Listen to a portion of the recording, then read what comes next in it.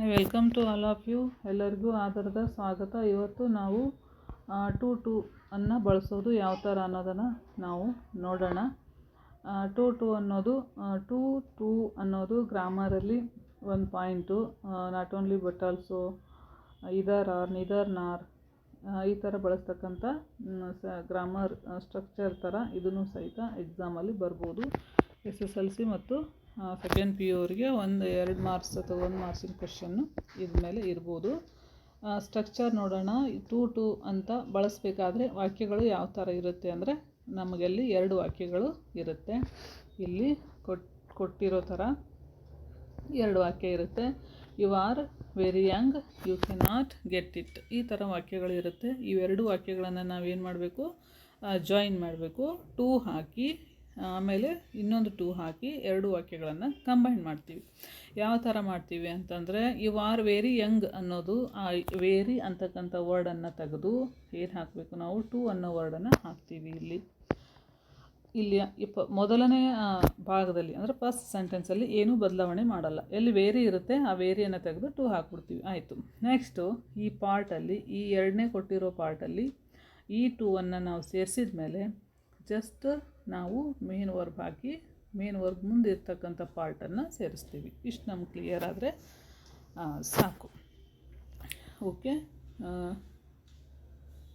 You are very young, you cannot get it. ಅದು too ಹಾಕಿದರೆ you are too young to get it.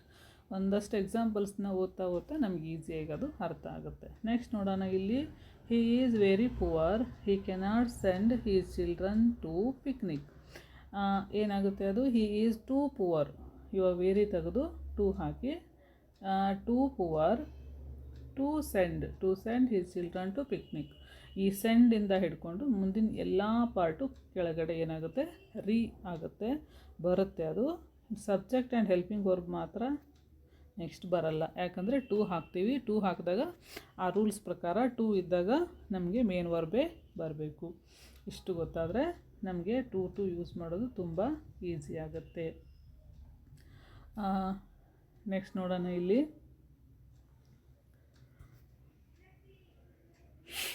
The puzzle was next question. The puzzle was very difficult. The puzzle was very difficult. He could not solve it. Answer ಏನಿದೆ, the puzzle was too difficult to solve it. ಇಲ್ಲಿ negative ಅನ್ನೋದು already ಇಲ್ಲಿ to difficult ಅನ್ನೋ ಒಂದು ಮೀನಿಂಗಲ್ಲೇ ಬರುತ್ತೆ. ಇದು ಒಂದು ಸೆನ್ಸಲ್ಲಿ. Rules ಪ್ರಕಾರ ಅಂದರೆ ಅದು ಏನು ನೆಗೆಟಿವ್ ಇದ್ದರೂ ಸಹಿತ ನಾವು ಅದನ್ನು ಹಾಕಲ್ಲ. ಟು ಹಾಕಿ ನೆಕ್ಸ್ಟು ಮೇನ್ ವರ್ಬನ್ನು ಹಾಕ್ಕೊಂಡು ನಾವು ಟು ಬಳಸ್ತೀವಿ ಅನ್ನೋದು ಗೊತ್ತಾದರೆ ಸಾಕು. ಈ ಥರ ಒಂದು ಇರಲಿ ಅಂತ ಹೇಳ್ಬಿಟ್ಟು ನಾನೇನು ಮಾಡಿದ್ದೀನಿ, ಆ ಒಂದು ಉದಾಹರಣೆನ ಇಲ್ಲಿ ಹಾಕ್ಕೊಂಡಿದ್ದೀನಿ. ನೆಕ್ಸ್ಟ್ ನೋಡೋಣ. ಇಲ್ಲಿ he is very strong, you cannot beat him ಬರ್ಬೋದು. ಹೀ ಇದ್ದರೆ ಹೀಯಿಂದನೇ ವಾಕ್ಯಗಳು ಇರಬೇಕಂತ ಏನಿಲ್ಲ. ಬೇರೆ ಥರನೂ ಈ ಥರ ಮಿಸ್ ಅಂದರೆ ಇಲ್ಲಿ ಹಿ ಅನ್ನೋ ಸಬ್ಜೆಕ್ಟ್ ಇದ್ದರೆ ಕೊಟ್ಟಿರೋ ಇನ್ನೊಂದು ವಾಕ್ಯದಲ್ಲಿ ಯು ಅನ್ನೋ ಸಬ್ಜೆಕ್ಟು ಇದೆ. ಆ ಥರ ಏನು ಇದು ಆಗಲ್ಲ. ಟು ಹಾಕಿದಾಗ ಎರಡು ಸೇರಿ ನಮಗೆ ಒಂದೇ ಮೀನಿಂಗು ಅಥವಾ ಕರೆಕ್ಟಾಗಿರ್ತಕ್ಕಂಥ ಮೀನಿಂಗು ನಮಗೆ ಸಿಗುತ್ತೆ. ಏನಾಗಿದೆ ಇಲ್ಲಿ, he is very strong, you cannot beat him. ಅವ್ರ ವಾಕ್ಯ ಯಾವ ಥರನಾದರೂ ಕೊಡಲಿ, ನಾವು ಮಾತ್ರ ವೆರಿಯನ್ನು ರಿಮೂವ್ ಮಾಡಿ ಟು ಅನ್ನು ಹಾಕಿ ಮತ್ತೊಂದು ಟು ಅನ್ನು ಹಾಕಿ ಮೇನ್ ವರ್ಬ್ ಹಾಕ್ಕೊಂಡು ನಾವೇನು ಮಾಡಬೇಕು, ಟು ಅನ್ನು ಬಳಸೋದನ್ನು ಕಲಿಬೇಕು. ಅಷ್ಟೇ ಸಾಕು. He is too strong to beat him. The water is very salty, I cannot drink it. The water is too salty to drink it. Next, we arrived very late, we could not have dinner. ಅದು ಏನಾಗುತ್ತೆ, we arrived too late to have dinner. ಇಷ್ಟು ಈ ಥರ ವಾಕ್ಯಗಳನ್ನು ನಾವು ಕಲಿಬೇಕಾಗತ್ತೆ.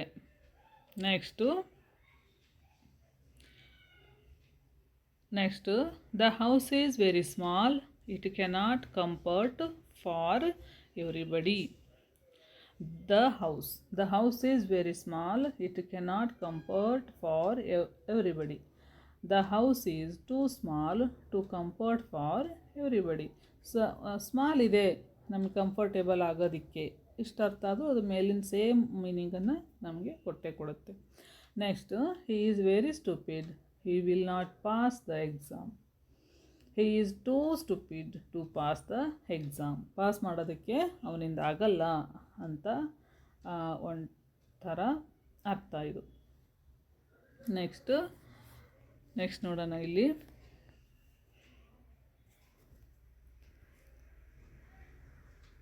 He arrived very late. We couldn't have dinner. We arrived very late. We couldn't have dinner. We arrived too late to have dinner. To have ಅಂತ ನಾವು ಯಾಕೆ ಇಲ್ಲಿ ಹಾಕಿದ್ದೀವಿ ಅಂತಂದರೆ ಇದು ಇಲ್ಲಿ ಮೇನ್ ವರ್ಬ್ ಆಗಿ ಬಂದಿದೆ. To arrive too late to have dinner. The house is very small. It cannot comfort for everybody. The house is too small to comfort for everybody. He is very stupid. He will not pass exam. ಇವಷ್ಟು ನಾನು ಉದಾಹರಣೆಗಳನ್ನು ಹೇಳ್ತಾ ಇದ್ದೀನಿ. Next, she is very hesitate. She cannot perform on the stage. She is too hesitate to perform on the stage. She is very too, ಅಷ್ಟೇ ವ್ಯತ್ಯಾಸ. Next, to ಹಾಕ್ತೀವಿ. ಇಲ್ಲೇ ಹಾಕಿದ ತಕ್ಷಣ ಈ ವರ್ಬಿಂದ ಮುಂದಿನ ಪಾರ್ಟನ್ನು ಬಳಸ್ತೀವಿ. To perform on the stage.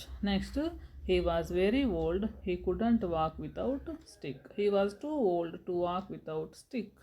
To old ಇದ್ದಾನೆ, ಅವನಿಗೆ ಸ್ಟಿಕ್ ಇಲ್ಲದೆ ನಡೆಯೋಕ್ಕಾಗಲ್ಲ ಅನ್ನೋ ಥರ. ಅದು ಏನಾದರೂ ಇರಲಿ, ಮೀನಿಂಗ್ ಏನಾದರೂ ಇರಲಿ, ನಮಗೆ ರೂಲ್ಸ್ ಪ್ರಕಾರ, ಸ್ಟ್ರಕ್ಚರ್ ಪ್ರಕಾರ ನಮಗೆ ಯೂಸ್ ಮಾಡೋದಕ್ಕೆ ಅಂದರೆ ಟು ಅನ್ನು ಯೂಸ್ ಮಾಡೋದಕ್ಕೆ ಗೊತ್ತಾದರೆ ಸಾಕು. ಇದು using to, removing very, combining sentences and using to.